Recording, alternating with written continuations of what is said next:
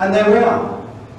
We're going now. So it's actually recording. This is recording the screen and it's recording my voice. Please do not swear.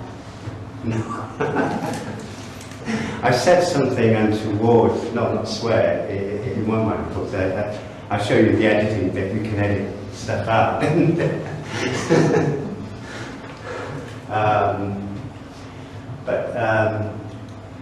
Yeah, so coming back to, I think, so it is, as I've shown you, it is easy to set up. The wonders of new technology have made this easy to do.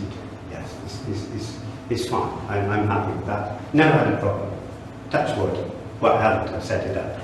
So students, well, why I do it is that I was doing a lot of library skills sessions and students were recording bits using their phone. And even on a one-to-one session, they'd be recording the screen and my voice. And then I'd have anecdotes of them playing it back to the other things, because they'd have to research some academic scholarly papers on the, say, the health and safety effects of glue and paints. They were struggling to find the academic papers. They didn't want an academic. So I'd have a couple coming along to see me, and then I'd heard of them share this around. So I thought, well, I should be recording one of these sessions. And they found it really useful. They found my demos really useful. So another thing it does is it provides opportunities for self-reflection. Now, an idea for teaching plans. So I mentioned earlier my random, I come along, I haven't got any prepared searches. I'm not coming along with a load of searches that are going to work. I'm running a library skills session where I don't know what I'll be searching for. They're going to be offering me searching terms. So I want to capture that because it's very hard to remember after the event what you've done, because if the adrenaline kicks in and you think, oh well, I'll be able to remember that, but you can't write notes, that'd be rude, to stop and say what I want. So it's just running, and it's running now, so if we're going to have a discussion, it's going to pick up that. And what I find is that the questions that come about during those kind of impromptu or kind of unscripted teaching plans, I can use those in a future teaching plan. And there's some gems that come out, and really listening to them, it's quite amazing when the adrenaline's going, when you're doing your teaching session, you're coming out with stuff that you never thought you'd be able to come out with. You never thought it was within you, but the adrenaline's getting in, and then you've got all this stuff. So when you can be preparing a lesson plan, sitting in front of the screen, and being blank almost as a screen, really, and what you need to be doing is get it and actually do it and recording it. Give you a bit of an aside to that. And I'm an amateur musician, I write songs, I'm a singer-songwriter. And what I do is I sit at home and I press the record button and I sit down with a guitar with a beer and strum for about half an hour, and then I go back and listen to it and then pick up the best things. And that's the same sort of thing I'm doing with my kind of teaching. So it's kind of constantly improving. So I'm using it in that's it's not just for the students, it's for myself, it's fine. So another reason is self-reflection. Really great for that, because I'm listening to it and thinking, oh, I shouldn't have done that, I shouldn't have said that, they went to dash your students. So I make sure I'm not going to be doing that next time. And if you want even more scrutiny, you can get other colleagues to peer review it, if you like, to other people to listen to it if you want to be bold. Or students might offer you feedback saying, well, you could do it this way. I had some interesting feedback from lecturers on search terms, and I would listen to it, who couldn't make my sessions. So that was useful as well. So other academics, a lot of things going on there. But also, what we're experiencing now, I don't know about other areas, but in the School of Built Environment, it's been a bit mad really with distance learning. They've had a huge increase in distance learners. And open learning courses as well, more flexible kind of learning. And we got the new one, the degree apprenticeship. I think we got one for I think it's the first one at the university starting up in September for real estate management. They're all in my area, so I thought, well, I've got to get on the board and start providing some online content, and that's quite important. We've had quite a growth.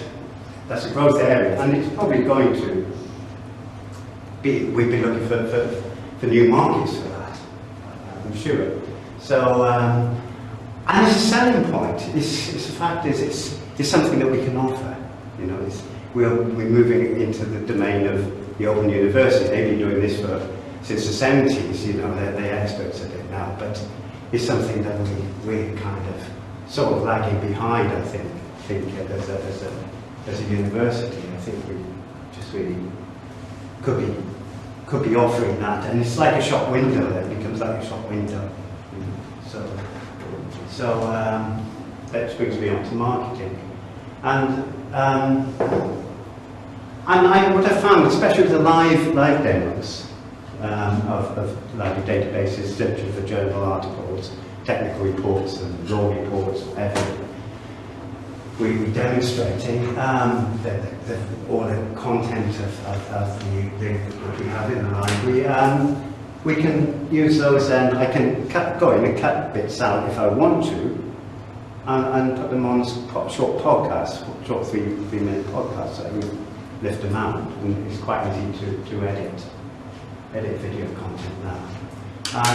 And as well as that, it's providing a kind of inspiration, really, I suppose, for demonstrating. Because when you're demonstrating live, you want to give the students what they want, so they ask you what they want. So it's kind of giving you kind of ideas for how you're going to develop for a class.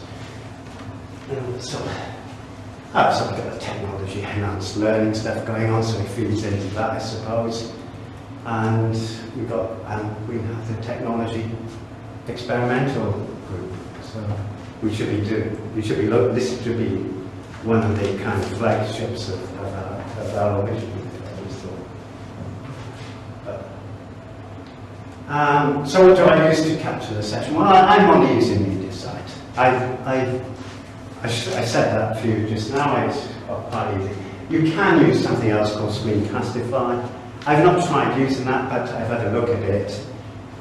It's not for me, but you could get limited service free with the watermark, and it's £20 a year. But not sure.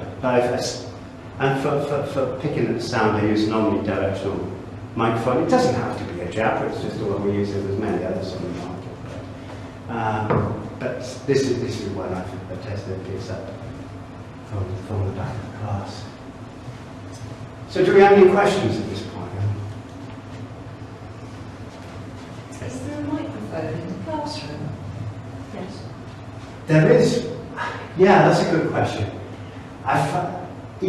Each one, I always go prepared as if there's not going to be one, because I can't rely on it. I know what I'm playing with. That's something I'm familiar with, having used it, and it always works. Yes, there are. I think in a lot of in all the teaching rooms, I think that they are most of them, aren't they? They're either properly mic'd, or they have the mic that go.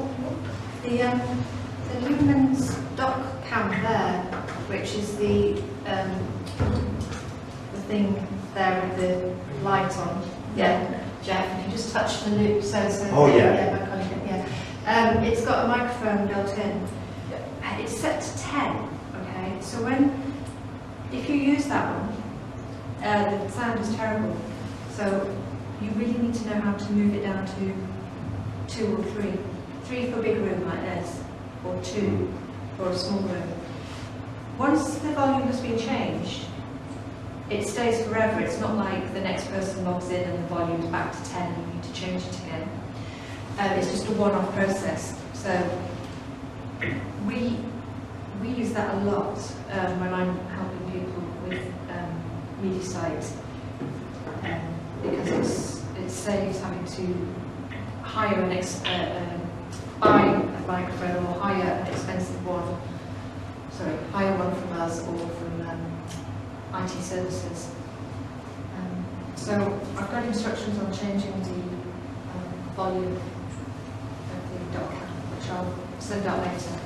But that's when you go into media site and you use it just like we've been shown, and providing that microphone is on, it just automatically picks it up and records it into the media site. Yeah, in fact, maybe, Geoff, if you in a moment could stop the recording and start a new one, you could show that when Yeah, I can do that, yeah, I mean... When you pick the recording, when you're setting up the recording, you've got a drop-down list where you can choose all the available microphones.